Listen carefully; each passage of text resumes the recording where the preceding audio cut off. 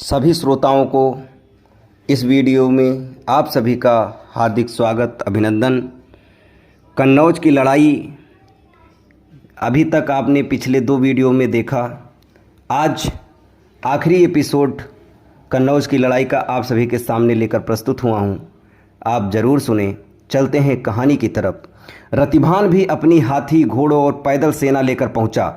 रतिभान जब अपने हाथी पर सवार होने लगा तो अपशकुन हुआ। किसी बुजुर्ग ने टोका कि अपशकुन हो गया, कुछ समय रुककर प्रस्थान करना। रतिभान ने कहा, पंडित जी, मैं क्षत्रिय हूँ जो बनिए ब्राह्मण सिर पर मुकुट पहनकर धूमधाम से बारात ले जाते हैं। शकुन अपशकुन का विचार उनके लिए है। क्षत्रिय युद्ध के लिए पांव बढ़ाकर पीछे नहीं हटाते, चाहे प्राण रहें या ना रहें। हमारे अपशकुन का कोई महत्व नहीं। क्षत्रिय का तो धर्म यही है कि दांव लगे तो चूके नहीं। शत्रु को तुरंत मार देना चाहिए, अपनी कथई कच्ची पड़ जाए तो पड़े। शत्रु को न मारने की कसम खाकर भी मार ही दो, छोड़ो मत। रतिभान ने जाकर डोला रोक दिया। मुकुंद ठाकुर बोला।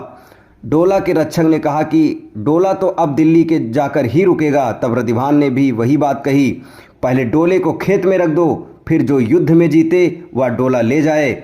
मुकुंद ठाकुर ने ललकार स्वीकार की। डोला खेत में रख दिया गया और दोनों युद्ध दलों में भारी युद्ध फिर से शुरू हो गया।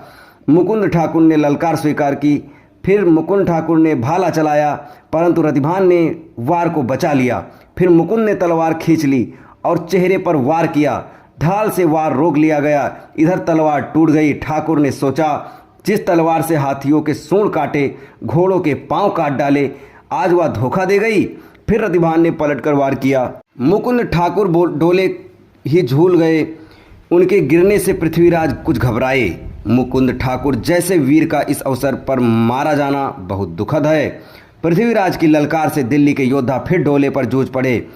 दिल्ली केवल 8 कोस दूर रह गई थी। रतिभान के बड़े बड़े सूरवीरों को मार दिया गया।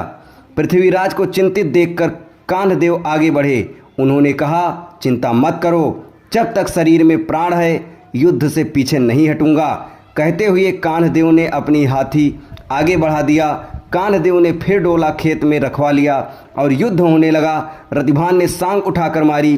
कान्हदेव ने ढाल अड़ा दी और वार बचा लिया। रतिभान ने फिर अपनी तलवार से वार किया। कान्हदेव की ढाल कट गई और मस्तक पर घाव लगा। फिर कान्हदेव ने पृथ्वीराज को चेताया, बोले, मेरे मस्तक पर टाँके लगाकर पट्टी कर दो और मैं अभी युद्ध करूंगा। तब पृथ्वीराज ने कमान खींची और तीर चलाया। फिर कान्हदेव रतिभान से जा भिड़े।